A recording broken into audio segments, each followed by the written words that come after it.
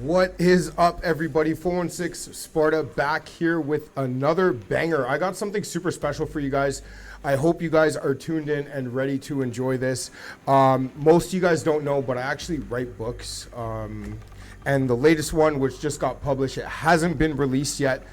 I'm actually going to do a reading of it today. So if you guys are super excited, I'm super stoked to do this. Let's wait for a couple more people to join us. I hope everybody so far is having a wonderful day.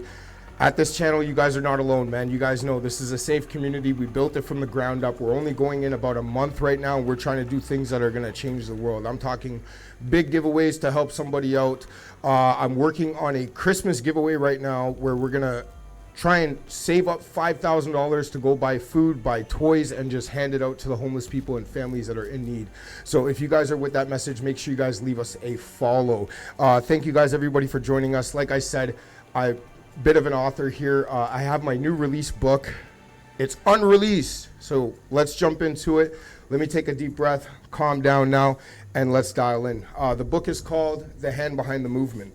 If you guys are wondering, we are doing a $1,000 giveaway. If you want to smash that link contest, hit the QR code, download the game, give yourself a chance to win $1,000. All right, so here we go. The book is called The Hand Behind the Movement. This is chapter 1. The snow glistened, dancing towards the ground. The sun beginning to rise as we are thankful for another day and have avoided capture. Last night was a close call, Caden, Ohana said as she continued cutting away at a branch. How much longer until we find food, Caden asked. As soon as you make yourself useful, she replied. Tonight we leave this cave in search of others. Do you think anyone is still alive? Caden asked. We'll find out once we head out and search.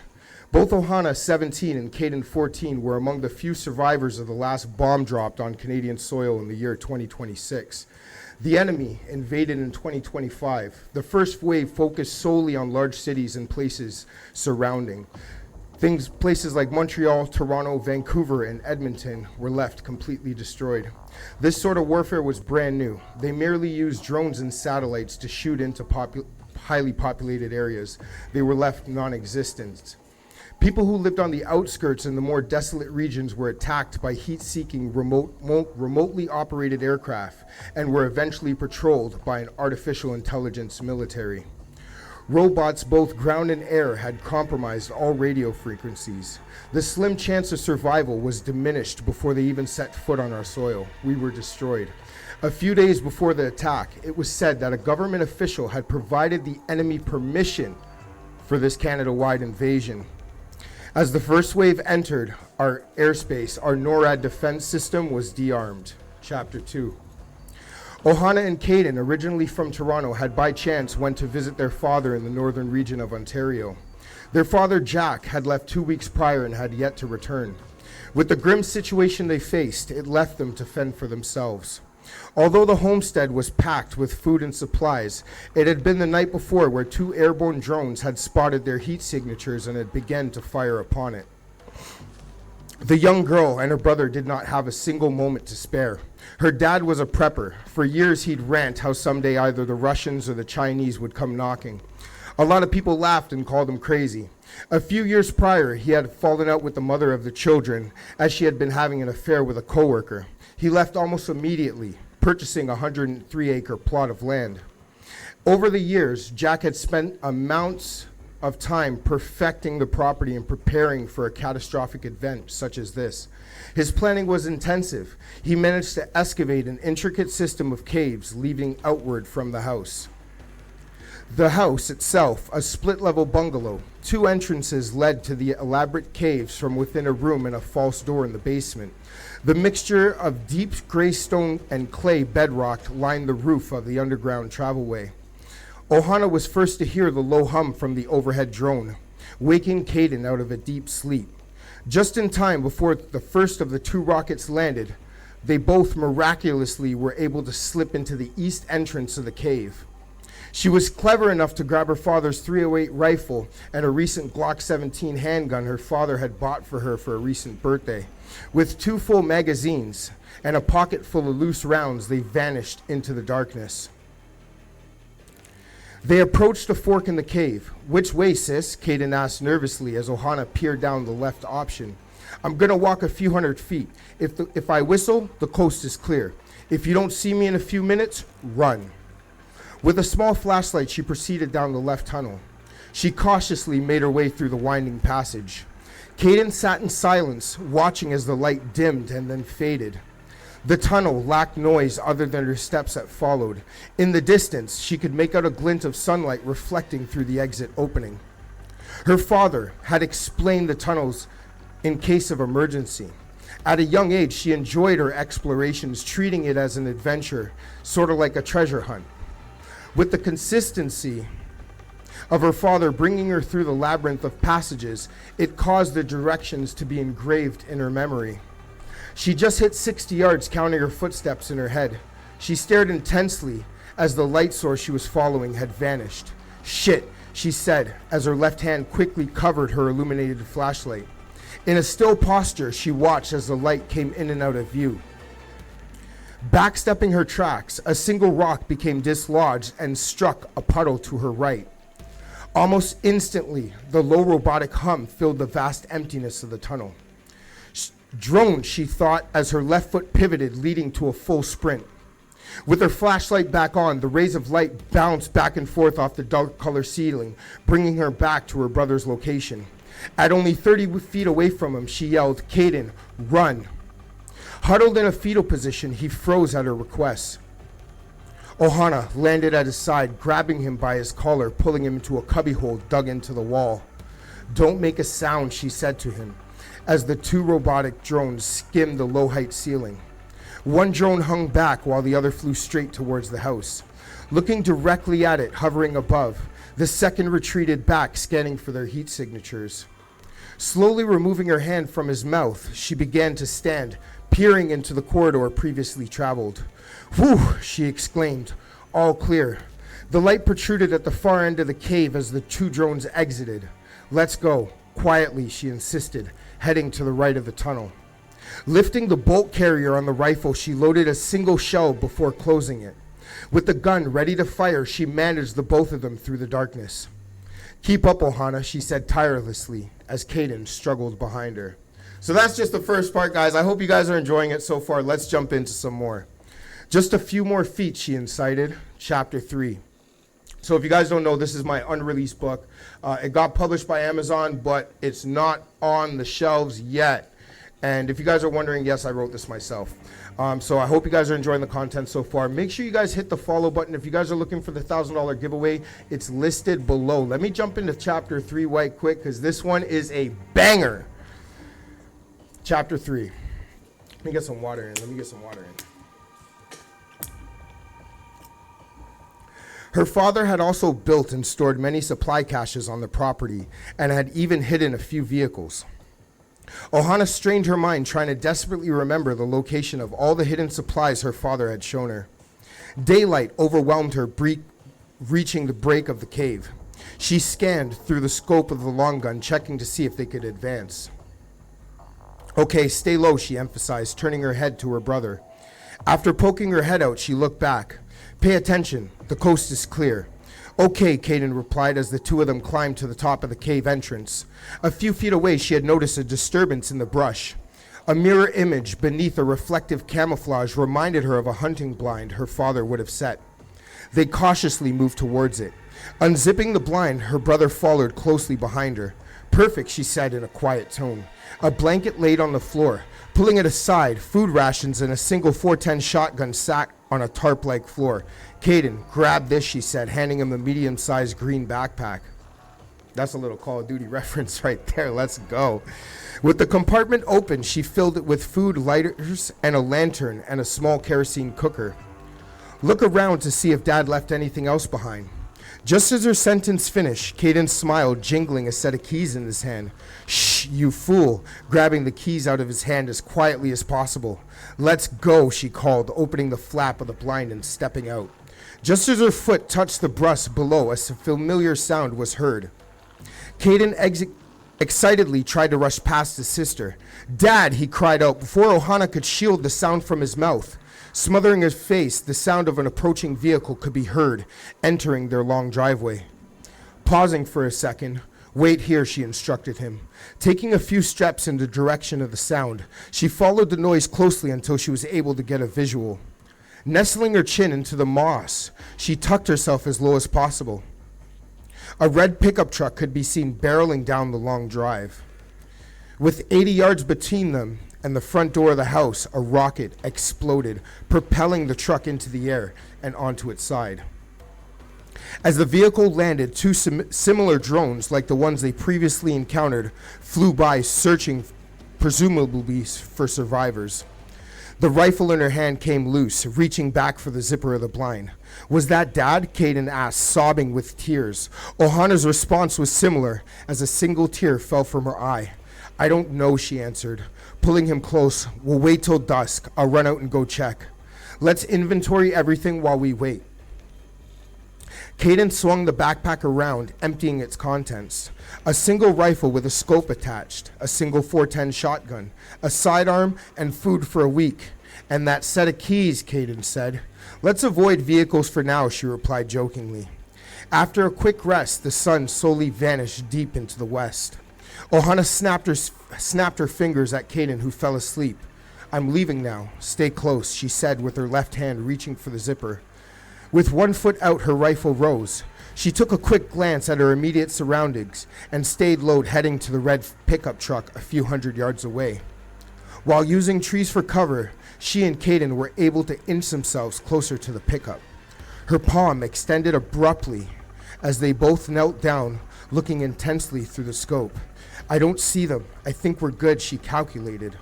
Finalizing their approach just over a hill 30 yards away, within the vegetation, the truck lay on its side. With her rifle at the ready, she moved quickly, closing the distance. Reaching to the front of the truck, she froze as a loud click sounded. Drop the gun. Slowly now, a male voice said confidently. In a quick progression, she quickly spun around.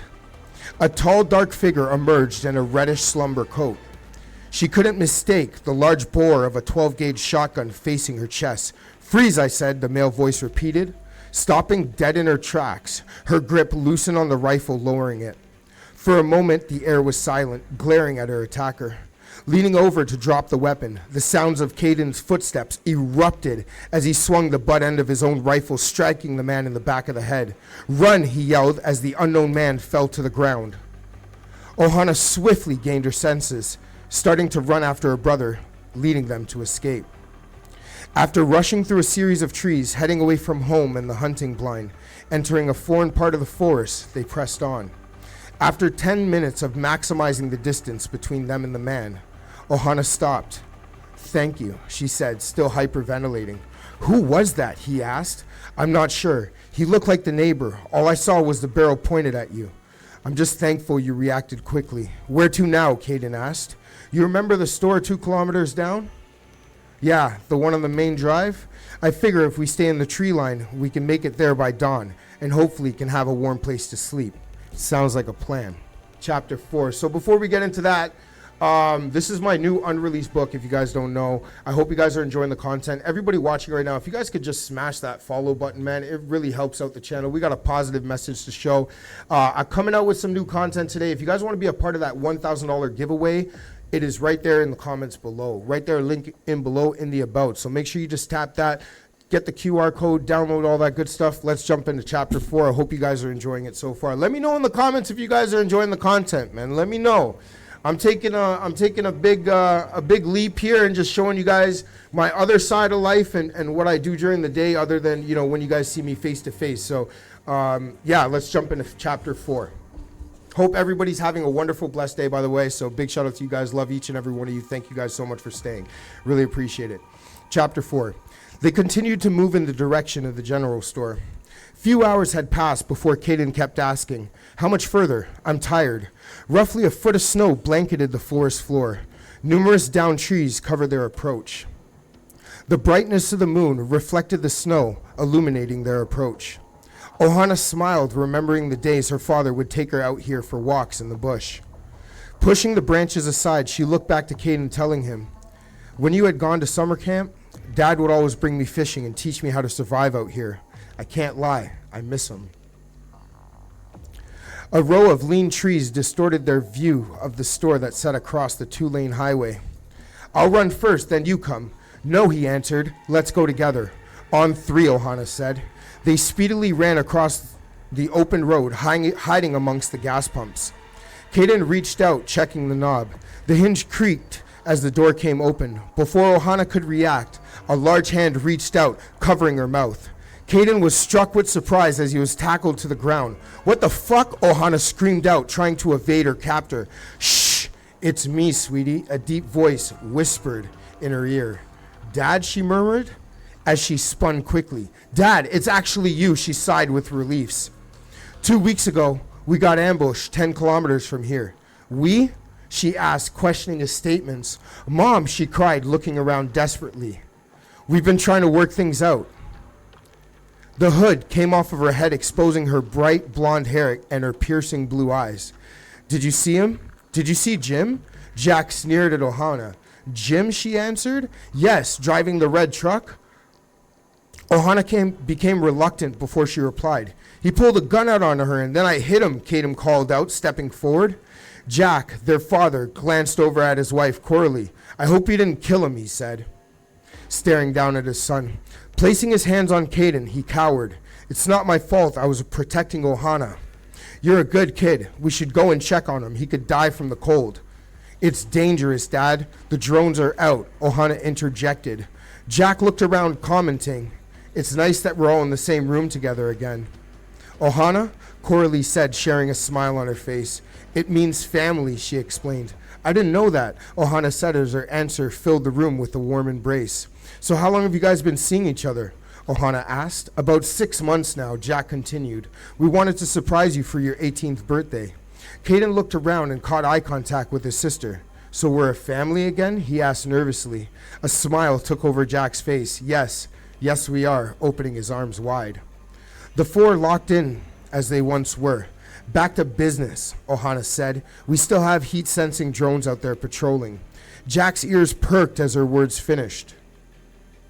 Wait, back to the house. Do you remember that Signer jammer? The house got leveled, Ohana replied. The whole house? Jack asked. Caden jumped at the opportunity, emphasizing, the basement is still intact. Let's take a quick pause there, quick water break. We got the COD going on. If you guys are looking for the $1,000 giveaway, that's right. We are looking to give somebody, a special somebody, $1,000. So if you guys want to be a part of that, if that could help change your situation right now, make sure you download the contest link below. It's also pasted physically in the about. So if you guys want to copy and paste that and then just get that QR code to download, it's also posted in the live stream right now in that corner. So if you guys are interested in that, make sure you jump on that. This is a few pages from my new unreleased book. It's published by Amazon. I hope you guys are enjoying it so far. Let's keep diving into it, man. I haven't read this in quite some months since it's, the files have been sent out. So it's nice for me to, get back into this. So I hope you guys are enjoying it. Take a quick sip here and we're going to get back into it. Hope you guys are wondering, these are the new 416 Under Armour sweaters. Hard. I don't know what else to say. It's not merch. It's clothing. That's what it is. Let's get back into this. The fork at the tunnel, the left passage is about 400 yards from here, Jack led on. It just so happens that Jim, the guy you hit, had dug an adjacent tunnel branching off to the main way back there. Jack continued as the shed out back held a secret entrance into it. If myself and Ohana got our hands on that jammer, we could use it to push towards the capital. Why the capital? Ohana asked. They're putting together a resistance. I heard there are thousands of survivors heading there now. I'm with you, Dad, Ohana responded. Getting up from a seated position, Jack stared at his wife, Coralie. We'll be back soon. I love you, he said to both his wife and his son, Caden. Exiting the rear door, he and Ohana disappeared behind it. The sun had just broken the horizon as the shed entrance jiggled open. A dark molded scent was first to pierce Jack's nostrils as the latch unhinged. The lighter stained floorboard lifted, allowing them access into the tunnel. Jack reached into his pocket, producing a small light. The cobwebs overwhelmed Ohana, striking her way through the dark space. The ray of the flashlight penetrated the darkness, leading them forward. Jack crept ahead of Ohana and started to explaining. When you were a little girl, your grandfather, my dad, were in constant fear of such an event taking place. I'm so glad I was able to pass down the knowledge of survival to you. The small beam of light reflected off of Ohana's exposed teeth. He was so certain of it happening, he brought all sort of doomsday equipment that ultimately helped us both survive. Using a single match, he ignited the kerosene lantern that illuminated their way. Finally, we're at the end, Ohana commented as they reached the back of the claustrophobic corridor. Before the words finished leaving her mouth, a distinctive scream bounced off the interior. Both Jack and Ohana glared at each other, recognizing the scream as it belonged to Coralie. Instinct captivated them instantly as they abandoned their search and bolted back to the shed entrance. Faster, Ohana yelled, trying to push past her father. The shallow width of the tunnel prevented her from getting ahead of him. With less than a few feet from the ladder up, the worst possibilities coursed through both of their minds. Struggling up the ladder, their ears were met by an eerie and deafening silence. They intensely looked in every direction, trying to piece together what they had heard. Standing outside the store, they had heard nothing. Jack took point in a tactical fashion, leaning against the frame of the outside door. Ohana, now clutching her long rifle. Jack was swift with the large revolver as he pulled it from his waistband.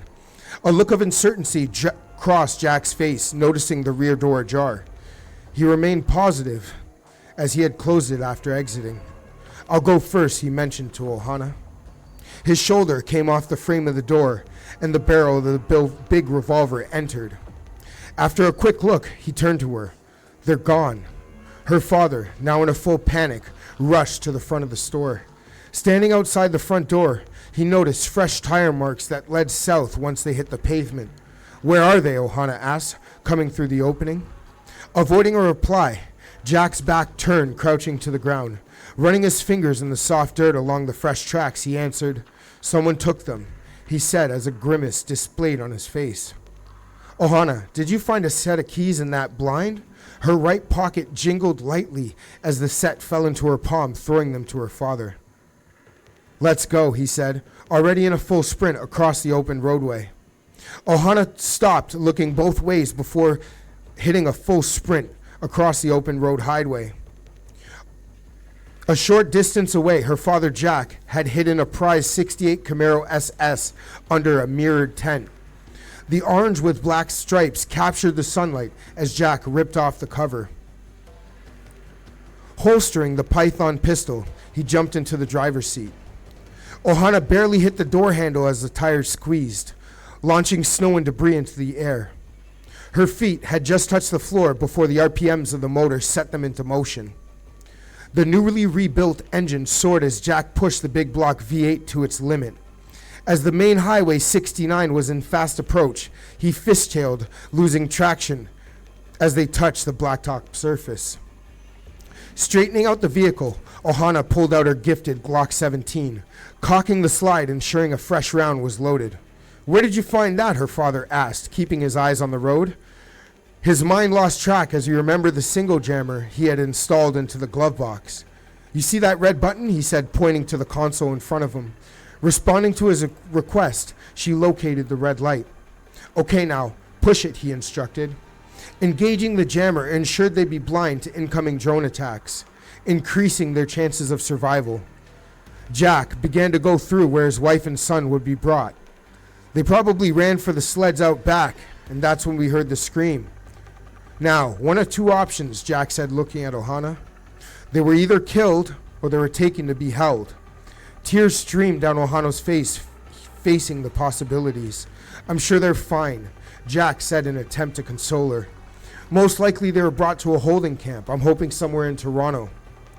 Let's rendezvous with the resistance at the capital.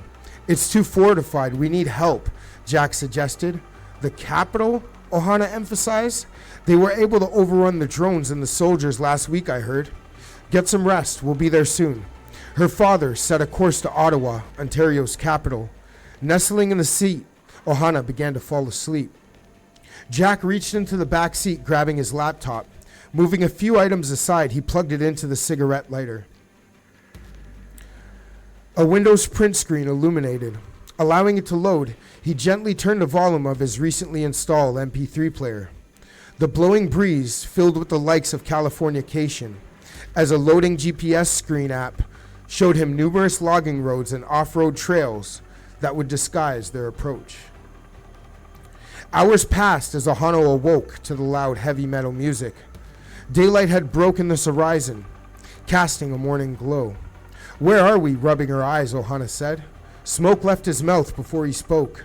"Just south of Ottawa." All right, guys, we're just about to jump into Chapter 5. I hope you guys are enjoying this so far. Let's get into it. Glancing at Ohana, he suggested if she could drive. "I'm going to stop. Think you can take over?" Ohana grinned. "I think so." Jack slowly pulled the classic Camaro to the side of the road, coming to a stop. Getting out, he walked to the rear of the car. After finished relieving himself, he opened the trunk, pulling out a large red fuel can. Focused on refueling, his peripheral vision picked up a sign of movement. Without a second of hesitation, he calmly removed the nozzle of the fuel jug while placing his hand firmly on his pistol. "Sweetie, don't move," he murmured to her through the open window. In a split second, 3 men dressed in army fatigues relayed out of the tree line with their guns drawn. Jack swiftly retrieved his revolver from his waist, raising it, firing all 6 rounds at the men before jumping back into the vehicle. Ohana had already reacted, emptying the extended magazine from her Glock 17.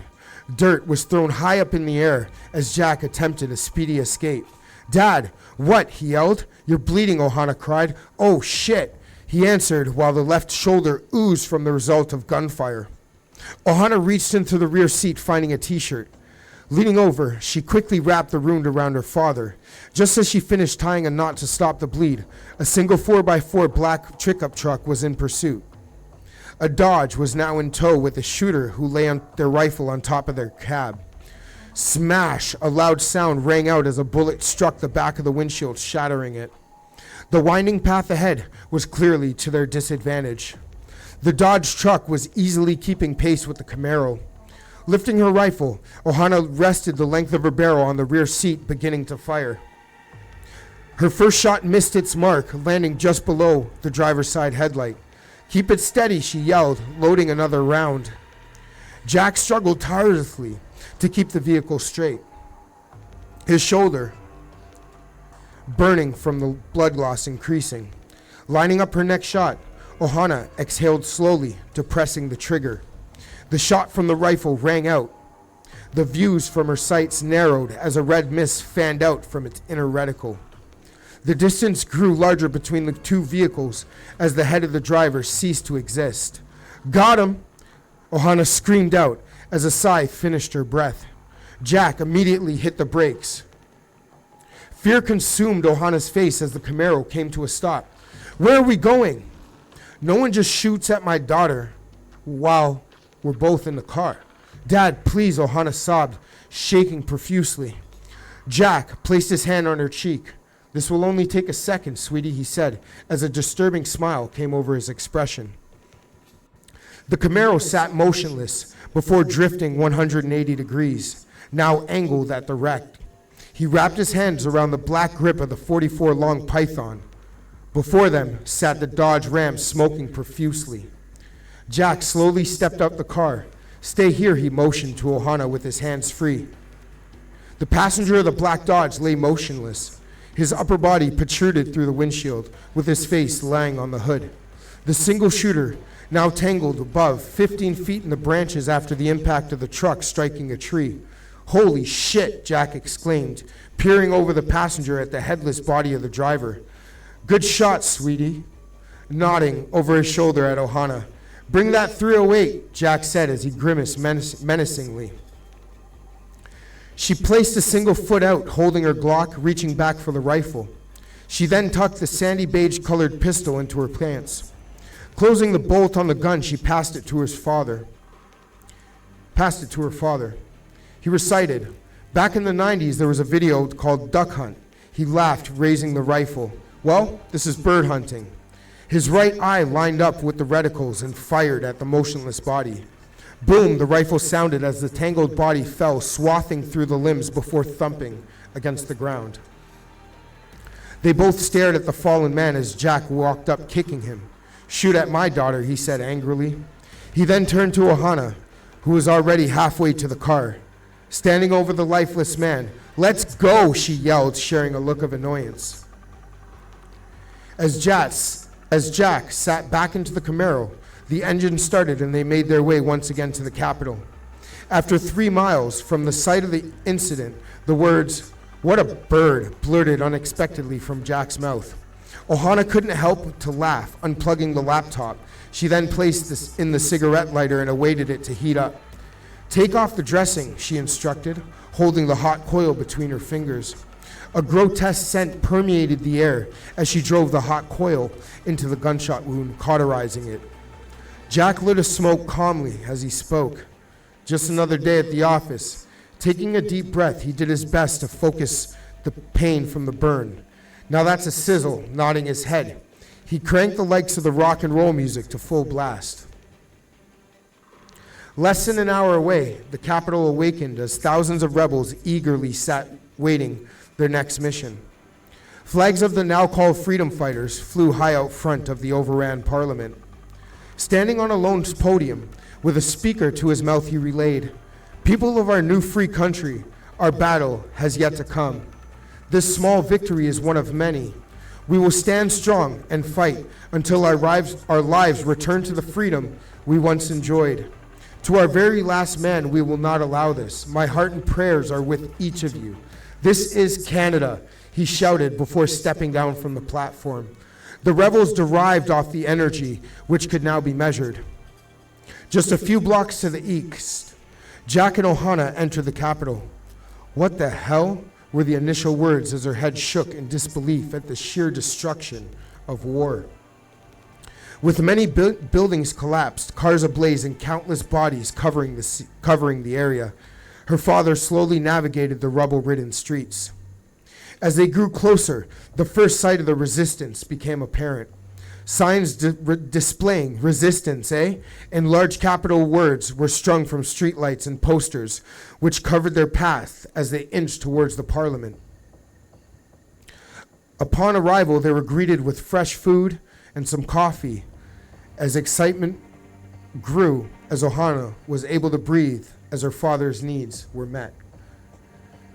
This is chapter 6. Hope you guys are getting into it. This is my unreleased book for those who just tuning in. If you guys are looking for the giveaway, it's posted in the about. Let's get into chapter 6. I can't wait to see what happens. I hope you guys can't wait to see what happens either. Chapter 6, here we go. She jumped at the feeling of a single tap on her shoulder.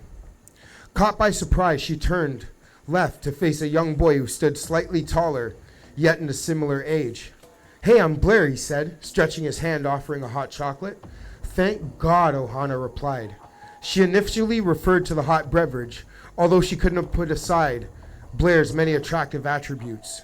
With his piercing green eyes, dirty blonde hair, and a jock-type physique. "There's a spot over there," he said, sitting down, anticipating her arrival.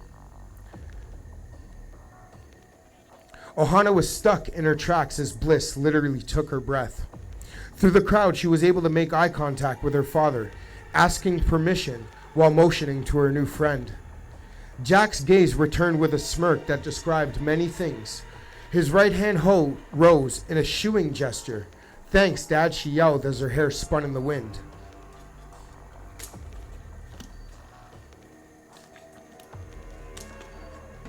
Let's go. All right, where are we? Blair's hand sat placed on his knees, glaring at Ohana as she made her way over. The sunlight captivated her as she appeared in slow motion. Just as she took a seat, Blair asked, "Do you do that with everybody?" "Do what?" she asked, withholding a back and ear-to-ear smile. "That hair thing," he replied, as the silence was broken by his laugh. "Hair thing?" she questioned. "Guess you're just beautiful," Blair commented. "Thank you," she answered. He then explained how his parents were killed and his brother's was taken from him. Tears filled his eyes as Ohana wrapped her arm around him in hopes of consolement. "My brother was taken yesterday," he shared as she stared at him intently. They're not going to get away with this, he said, as anguish filled his surroundings. I heard them planning to recapture Toronto, Blair noted. Apparently that's where they brought the prisoners. That's where my home is, Ohana added. As they stood, the same speaker rose again, beginning another message. Fellow Canadians, we have learned that our loved ones are being held at Toronto, at the Armory downtown. Jack, now among a group, began to speak. Downtown Armory?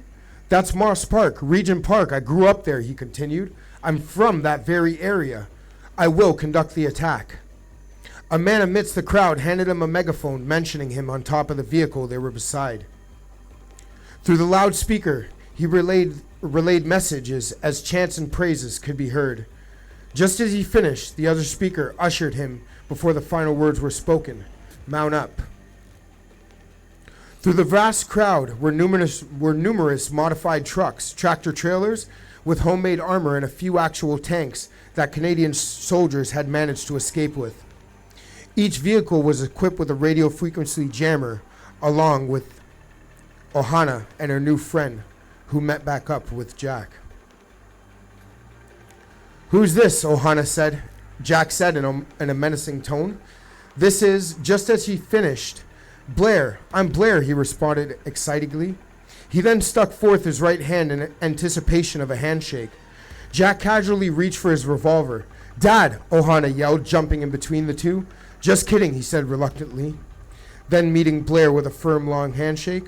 Wow, this is your car, he explained. Let me guess, a 68 Camaro? Yes, Jack implied. In fact, he was correct. You know what I love more than this car? Jack then questioned. Your daughter? Blair answered. Exactly. Jack then took a second to ponder. This kid's fine with me, he concluded, looking at Ohana. Can he come with us? Please, Dad, she said, buckling at the knees. He lost his parents and his brother was taken. So he's got some fight in him, Jack emphasized. He's coming with us, Ohana stated firmly, while Blair climbed into the back seat. Jack and Ohana entered the car as numerous trucks began to pass, all flying the Canadian flag, a true gesture of our nation's citizens. With 1,000 in tow, all lanes in both directions of the Highway 416 were occupied by the freedom fighters. With a few hours of travel, both Jack and Blair caught some rest as Ohana piloted alongside the convoy. The sheer gravity of the resistance was looking more so as a full-on assault. Their path continued down the roadway until they met the connecting infamous 401. This particular stretch of roadway was given the name Highway of Heroes, as soldiers who fell in battle were driven from Canadian Forces Base located in Trenton, Ontario, to a Toronto mortuary. It had been a few hours Ohana had been driving as Blair awoke in the back seat. Hey, gorgeous, he said as his eyes opened. It would be heaven to wake up to you on a daily basis, he then added. Her eyes met him through the rearview mirror. You're cute, but if my dad heard that, he'd shoot you, she responded. So, like, are you single, he asked. In between, Ohana whispered, laughing out loud. It is the end of the world, so I'll take that as single, using his smile to capture her soul. Although she maintained her lane position, her emotions began to stray. Ohana, at 17, had never experienced true love. She caught a glimpse of her reflection in the mirror, noticing a new spark in her eye. They say it's not worth it if you don't work for it, Blair added. Don't get too ahead of yourself, she then replied. Just as their conversation finished, Jack awoke. So, Mr. Talkative, he said, adjusting the rearview mirror to face him. What do you know about guns? Lifting a shirt, exposing the handle of a black and chrome Smith & Wesson, Blair's subtle reply. Using it as a subtle reply. I'm taking you know how to use it? When the time's right, he answered. My dad was in the military. He just stepped in the door when 5 men followed close behind him. They initially shot my mom while asking where I was. I was hiding in the kitchen cabinet. They then pulled my brother from the room and beat him. The soldiers were adamant on finding me. My dad didn't budge on information. He was then executed. They took my brother as my mother lay dying, bleeding out a few feet in front of me. Wow, I'm sorry to hear that. Jack did his best to console him. Silence then filled the cab of the classic car. Blair spoke. It really sucks what happens. But after everything, I meet the girl of my dreams. Jack was dumbfounded, to say the least. Ohana could not begin to hide her bright red cheeks from both Blair and her father. I see you have jokes, Jack said, breaking the decibel level. Tell you what, kid. Go on, Blair added. Let's go get our country and our freedom. And if we, by we, I mean you, succeed, I will then allow you a single date with my daughter, of course, with her consent. Ohana then rapidly changed the direction of the rearview mirror and allowed all 32 of her shining teeth to be seen. Slow it down, he pressed her. Dad, I'm going with traffic. I'm not talking about the speed of the car, Jack pointed out. Well, I am, and if you don't mind, we have a war to win. Blair jumped in. Looks like they're pulling off, Ohana said, following the convoy to the exit ramp at Liverpool Road in Pickering. The actual mass of the resistance could now be measured as they engulfed the city. There must be at least 100,000. Try 250,000, Jack replied. They gathered at the Pickering Town Center. Parking lots overfilled as leaders devised a plan. We're going to split up in 4 assault groups. My group, along with 2 tanks, 55 semi-trucks, and 60,000 soldiers, will approach the Don Valley. We will then capture and hold the surroundings of Queen's Park. Group 2, consisting of 120 semi-trucks and light armored vehicles, will push forward on Kingston Road and we will hold the Lakeshore and Gardner Expressway. Group 3 will push from the north and secure the 427 highway and push south from there. And the last group will push forth and secure straight down from Yonge Street. My group, Group 1, will use the armored vehicles and head directly into the core while the others secure the arteries within. God will give us victory, for he is the hand behind the movement. Bowing their heads in prayers, they asked for protection for the war journey they embarked on. Chapter 7. Shout out to everybody dialing in right now. If you guys don't know, this is my unreleased published book right now. I'm just giving you guys a little sneak peek, you know what I mean? Big shout out Shooter OTH. If you guys are liking the content, make sure you guys hit the follow button. We have a $1,000 giveaway. Click the link right there, all over the place. Click the link, win $1,000. Download and play. Chapter 7. Ohana started the big V8 engine. Both Jack and Blair began reloading and preparing their arms for battle. Flip that seat down, he instructed Blair. There's a black duffel bag. See if you can pull it out. This one, he replied, struggling to maneuver the oversized bag through the small cubic hole. After a few minutes, the large bag now lay on his lap. Well, open it, Jack barked, laughing at him. As he unzipped the bag, his familiar pastime of playing Call of Duty came to life as he instinctively recognized the markings of the automatic AA-12 shotgun. Whoa, this is cool, Blair bursted out, lifting it from the bag. Careful with that, Jack said. Blair then reached into the bag, pulling out a drum full of green shells. What are those? Blair asked. 1-inch slugs, Ohana replied. He kept pulling out items. His intuition grew as each appeased to him more and more. Next, 2 plate carriers. Blake checked the tags, reading it out loud. Level 3 ballistics vest. Removing 2, he handed them both up front. To his surprise, Jack placed hers and gave the second one to Blair. Put that on, Jack demanded. You sure? He replied. You don't want to show up on your first date full of holes, do you? You got away with words, he then added, as he put it over his shoulder. There's still more, Jack ensued. Give me a second.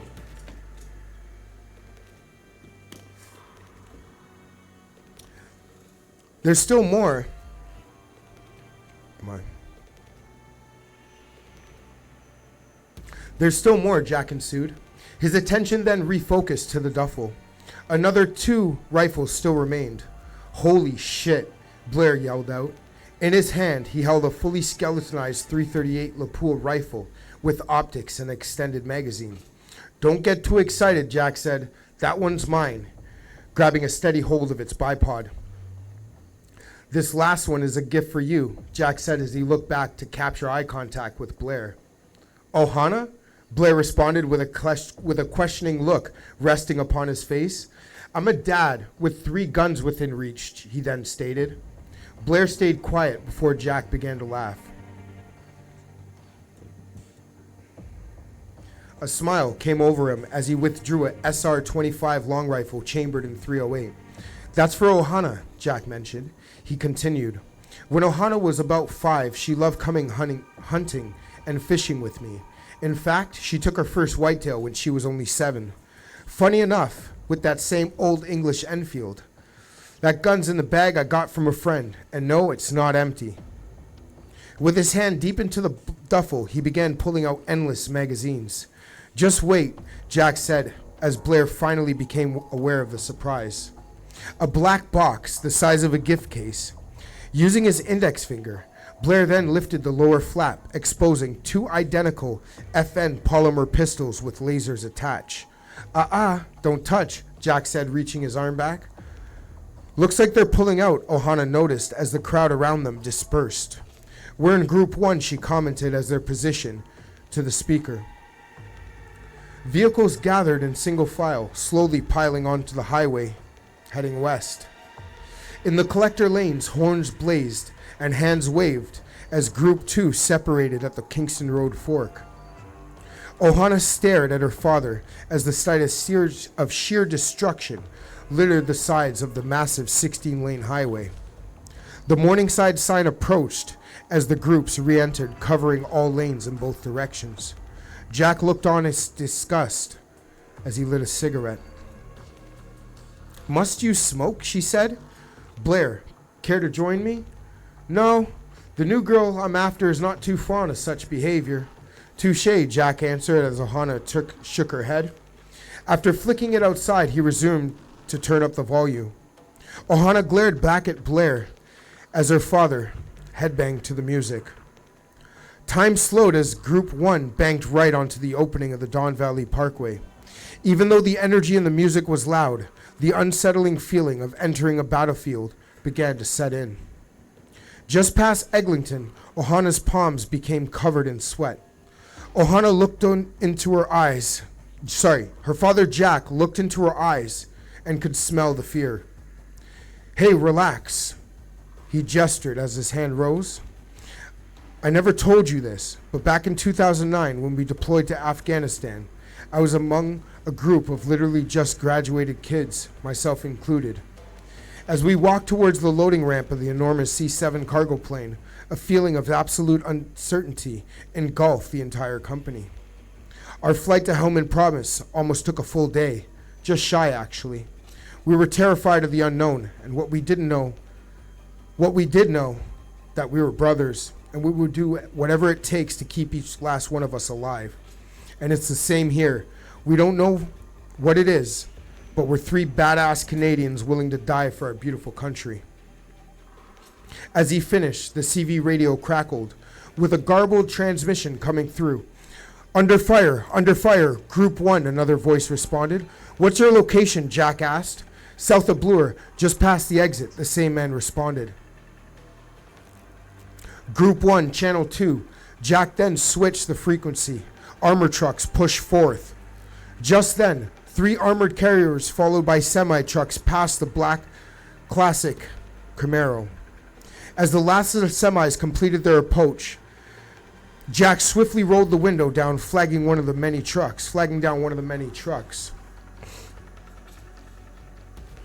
Waving profusely, a thick-plated semi slowed to a stop, a car length beside them. Drop me here, Jack said to Ohana, as the Camaro abruptly stopped beside it. Wait, what? She said, in desperation trying to understand her surroundings. Honey, you'll be fine. I love you, Jack said. With a foot out the door, he leaned in, kissing Ohana on her forehead and offering a hug. You take care of my girl, Jack ordered, pointing to Blair, pulling the seat forward. Extending his reach, he met Blair, assisting him out of the car. In a single motion, she retracted the seat as Blair got into the front. I love you, Jack said before disappearing on the other side of the tractor trailer. Your dad's quite the guy, Blair added. I'm surprised he didn't shoot you. The CV radio crackled once again. Drones, drones. The unknown voice came over. Shit, Ohana replied. We gotta get to cover and out of the open, she commented. At that moment, she remembered the forest that ran alongside, walking the path of the Don River. Blair, trace that wire in the glove box. From the wedge switch, at the end you'll find the jammer. Check directly under the glove box. Blair leaned forward, sticking his hand underneath the dash in an effort to locate the jammer. Ohana drove at a speed, racing towards the Bloor exit. In front, just passing the turnoff. 3 trucks had been hit and were engulfed in flames. The resistance now in full exchange of gunfire. Grab everything, Ohana ordered as she placed the SR-25 long rifle on her door side, then lifted her flak jacket over her head, securing it. Blair, now stuffing his pockets with ammunition, already loaded into magazines onto her vest. The Camaro, now traveling less than 20 kilometers an hour, came to a full stop under the Bayview Bridge. As they hopped out, sheer chaos surrounded them. With the battle in full swing, squadrons of drones accented the sunlight above. 20 meters to their right, 2 drones swooped down, preparing to engage, as one of the rockets fired and struck a target near to them. Preparing to engage, Ohana could feel the heat wave and the oxygen being sucked from her lungs as she struggled for breath. Now, she yelled, let's go. With the large scope rifle in hand and Blair holding the .308 Enfield, he covered closest to the inside overpass wall. Ohana ran to the trunk, removing another large duffel bag, placing the strap around her. Moving, she said, as she quickly began heading west, out from under the bridge. They both jumped the guardrail on the south side. Look, the path, she said, pointing with her rifle. At a distance of 10 feet, Ohana took a knee. She swung the duffel around from her back, setting it on the grass. She pulled out 2 walkie-talkies. Here, she said, in case we get separated. Blair smiled, reaching out. You look way too good from the back for me not to keep up. Anyways, she responded as she pulled a small device, pushing the power button. This is the jammer. We'll be invisible to the drones. Thanks, Dad. Holy shit, Blair sounded out. We have grenades. Ohana set 6 pineapple-shaped explosives in front of them. 3 for me, 3 for you. With the asphalt path before them, they began their westbound approach on foot. All right, guys, so this is a sneak peek into my unreleased book. I hope you guys are enjoying it. If you guys are looking for the contest, it's right here. You see that little window right there? Just click that QR code, download the game. You can win $1,000 just by doing so. It really helps out the channel. We're also starting I'm trying to put together $5,000. If you guys want to help, I'm trying to put together $5,000 to buy toys, food, clothing, whatever people need at Christmas time. I want to do that and give it away to people. So if you guys want to support that, the link is also there for that. So let's jump back into it. Radio check, radio check. A familiar voice then came through. Loud and clear, her father answered immediately. Jack explained his position in an armored truck just south of them. Be safe, I'm close by, he said, before the radio went quiet. The full-scale assault was fully underway. She and Blair could hear gunfire and explosions near them. At the pace of a slight weary jog, they moved down the pathway. A few kilometers forward, the full-scale war could be felt. They managed their way up the steep embankment, using the foliage for cover. Standing near to the sign of the Bloor Parkette at Castle Frank, the Bloor Street Bridge sat before them, now covered in burning and charred vehicles. Its netting on either side blown out in many sections. The iconic and beautiful subdivision on the north corner lay in ruins. What the hell happened here? Blair asked reluctantly. Ohana stood streaming with tears down her face. Come on, let's go, she said quietly, picking up speed as they headed towards a series of prestigious homes directly behind the subway station. Blair doing his best to keep up. Her determination did not slow. She came to what once was her childhood home, where she grew up and lived before the journey to their fathers. Her home was well over the $2 million mark. Pristine lawns, tennis court, and cathedral ceilings. Oak finishes littered the hallways and staircases. Ohana, followed by Blair, climbed the 3 stairs into the front to an open door. Unbeknownst, within a few steps inside, it became aware that the home was not only looted, but it also fell victim to a rocket strike in the rear half. Astonished was a mild expression to describe the anguish that rushed through the course of her veins. With Blair at her back, she nearly fell to her knees at the sight of the rubble before her. "This is my home," she cried out in a low tone, looking at the destruction. "I grew up here. This must be a dream, a bad one." The horror of war now became realistic. "Let's go. I've seen enough," she said, as her shoulder brushed Blair's, walking by him without acknowledgement. "Oh shit." Excuse me. Blair whispered as he could calculate the force of anger she admitted. As he moved behind her, he noticed her swift movement to what used to be the living room. She started to push aside rubble and fallen debris away from the couch. What are you doing?" "Found it," she said out loud. "What is that?" Blair asked. In her hand, she held closely a stuffed blue monkey with a red heart on its shirt. In a sarcastic tone, she replied, "Duh, that's Mr. Cuddles." As she walked by, brushing him for the second time, heading towards the front door, they made their way back onto the main street, proceeding west towards Parliament. In here, she pointed across the road into a large cemetery. Moving in an S-like pattern through the headstones, the radio once again cracked. "Ohana," the voice said clearly. "Dad?" she replied. Just when her finger pressed the radio to transmit, a single bullet, not 2 inches from her head, struck. "Sniper," she yelled, "get down." Then pushed Blair behind a tall memorial. "Holy shit, that was close," Blair said as a second shot rang out, hitting the concrete he crouched behind. "Did you see it?" he asked intensely. Guys, check this out. This is like real Call of Duty in real life. Listen to this. "Did you see it?" she asked intensely. Looking at Blair, "Hold this," she said, tossing him the stuffed blue monkey. "I have an idea." Digging profusely into what appeared to be her makeup bag. "Babe," Blair sighed, "you look great. Is this really the time for touch-ups?" "First off, babe, we're not quite there yet. Second, it's never a bad time for mascara." Pulling out a circular mirror with concealer. "Watch this," she then said, moving swiftly forward and leaving behind another headstone. Now, 10 feet from Blair, she opened the concealer, then found the sun within its mirror.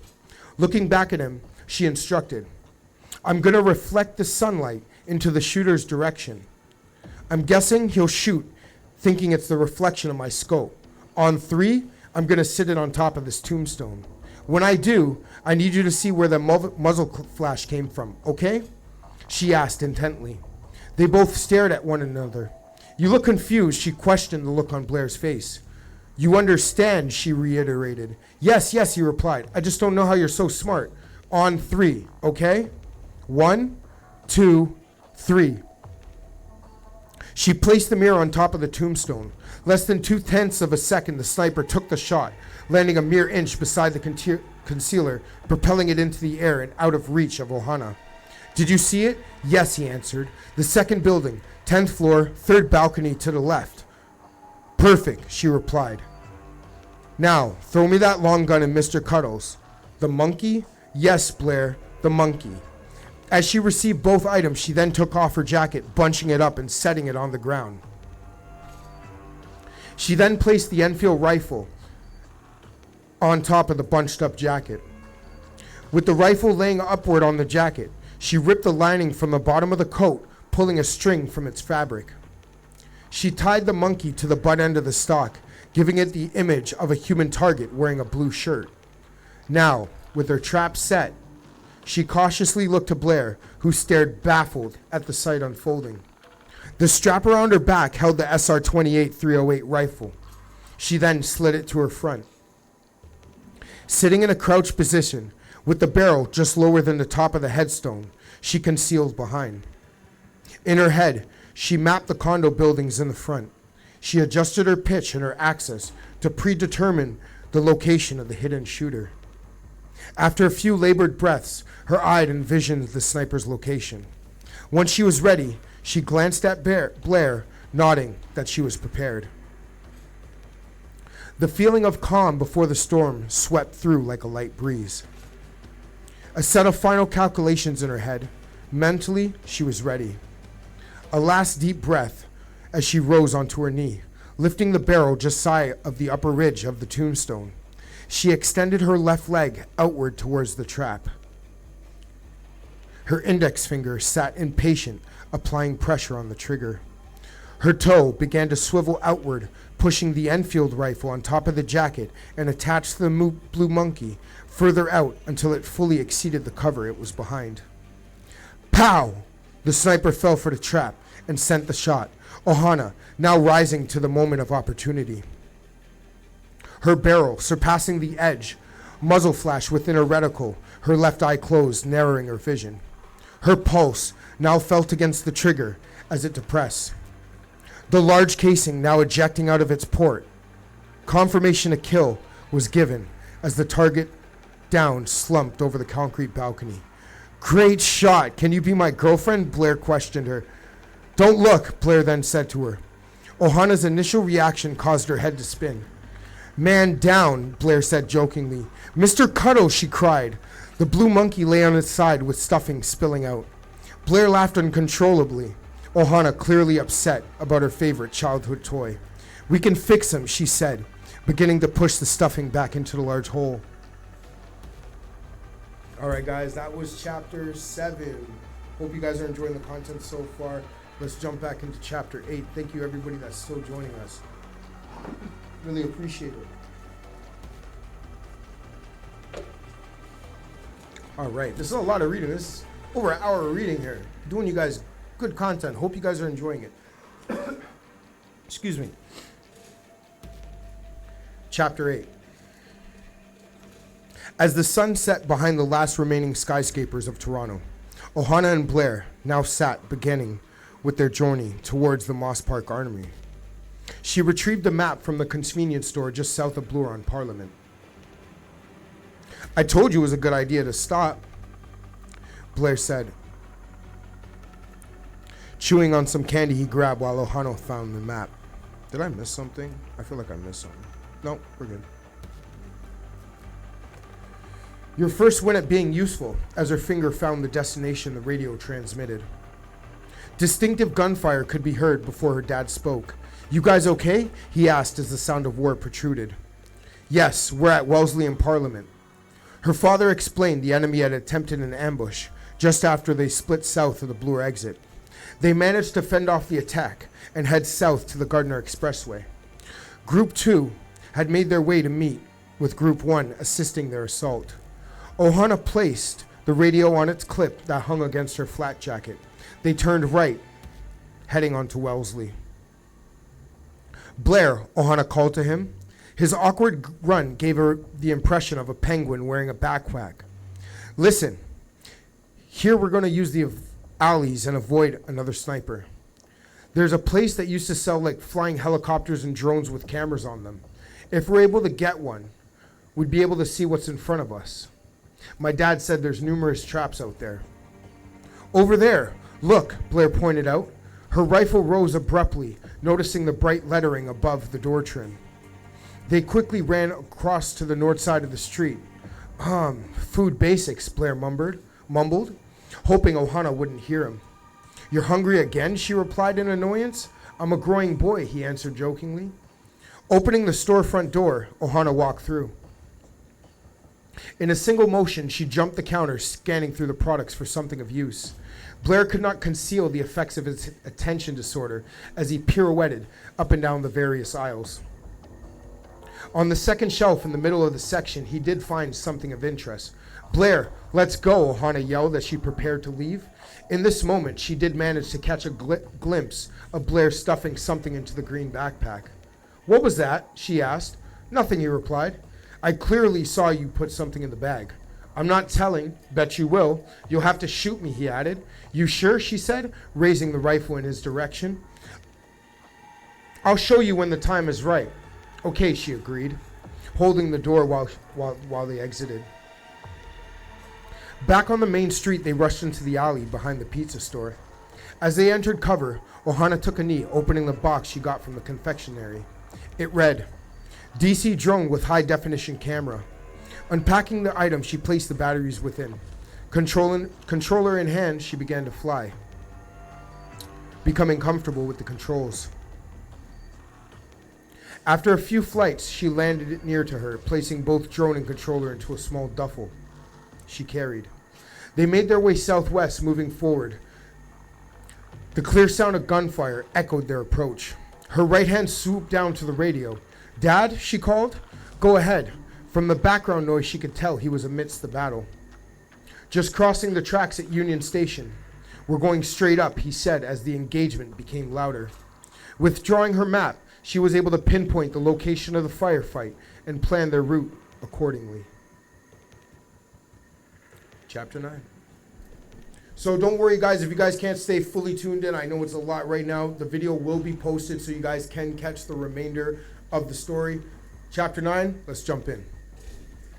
This is where it gets insane, so make sure you tune into this. And this is my unpublished book, by the way, so just take it in. Back at Union Station, Jack, alongside with Group 1 and 2, are in fierce combat, with ground units scattered throughout the tunnel leading north to Front Street. Jack, hidden underneath a trailer, lay silent, looking north through his high-powered scope of the .338 Lapua sniper rifle. Nightfall has set. The left hand rises, engaging the infrared vision. Scanning through the tunnel, the enemy can be seen hiding behind dividers that they're concealed. In the same breath, his thumb lifts, flipping the safety to fire. His crosshairs sat a divot higher than center mass as he compensated for the wind and barometric pressure. His lungs decompressed as he made a fist.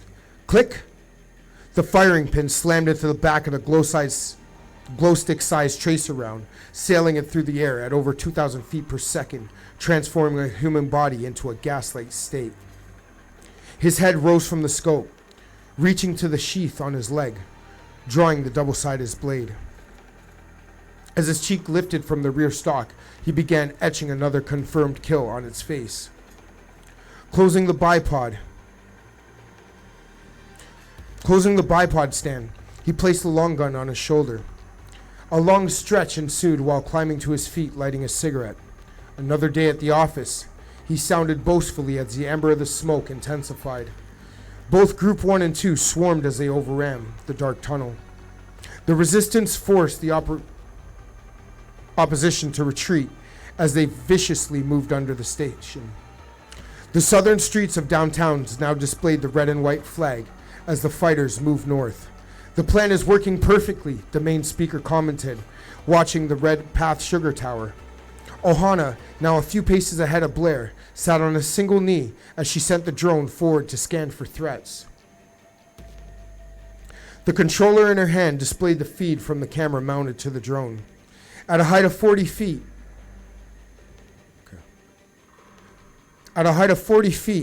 the drone relayed a picture of what laid ahead. She then sent it west in an attempt to clear a path for them. Excuse me. "Look," she pointed to Blair. "Here's the plan. We'll head south to Regent Park. There are numerous alleys to provide cover and keep us hidden." "Sounds good to me," Blair replied. A few kilometers to the northwest, Group 4 was descending Yonge Street. Group 3 was now heading east through Parkdale and south through the grounds of the expedition. The first minor error of the battle strategy was the diversion Group 1 had taken after the ambush at the Bloor Street exit, leaving the eastern quarter of Queen Street open for manipulation. The speaker meticulously reviewed the strategic advantage they carried and the focal point of weakness. "We're securing the western front," he exclaimed to his aide. "We have all street covered, although we are vulnerable through the Esplanade and through the St. Lawrence Market," he continued. "They could be moving infantry and armor there right now and we wouldn't have a clue." Just as Ohana flew the drone back towards them, the unmistakable sound of the crackle of tanks could be heard on the other side of the building they were within. Blair cried, "We gotta move now," she said in a low tone that could not be derived. Checking the back door of the adjacent structure, she entered. Bingo! The lock gave as she used a small knife to pry at it. Both her and Blair scurried inside as the enemy infantry enclosed on their position. A staircase to the upper floor was readily available as they entered. "Up here," she said, as Blair quietly shut the door behind him. Following Ohana to the second level, they scanned the area, ensuring it was clear of hostiles. "We're good," Ohana notioned as she walked hunched over to a series of windows that lined the second floor. Her head ever so slightly peeked over the ledge as she watched enemy soldiers surrounding heavily armored tanks making their approach south to Queen Street. "Shh! Get down," she whispered to Blair as he attempted to glance at the artillery. Blair did notice something important. Between the tanks, a light armored vehicle with numerous antennas and a single satellite dish on top. "I think that's the operating system," he continued. "The smaller one, between the tanks. You see all that hardware? That might be the computer that controls all their drones and AI." Peeking over once again, Ohana's eyes came back down the ledge. "I think you're right," she noted. "If we take that system, it'll diminish their drones. We just have to get close enough," she pressed. "I got it," Blair said excitedly. "This ought to be good," she added. "Pass me that drone," he said, backing away from the window in search of something. "What are you looking for?" she asked, as he continued searching for what he needed. "Found it," he answered, as her gaze lowered, noticing a ball of twine. "How is that going to get us close?" she questioned. "Just watch and learn, sweetie," raising his head to make eye contact. She then pulled the duffel to her front, unzipping it and handing him the drone. Opening his backpack, he pulled out a single hand grenade. "This is interesting," she said as his curiosity rose. He then took the string, beginning to secure it to the grenade and then to the drone. "In retrospect, this should work," he convinced her while reassuring himself. With the grenade firmly secured to the drone, he gasped, pulling the pin. Still holding the lever, he then tied the rope in a slip knot that he could control from a distance. "That's pretty neat," Ohana added while watching the contraption unfold. "Just trying to impress my new girl," Blair said humbly.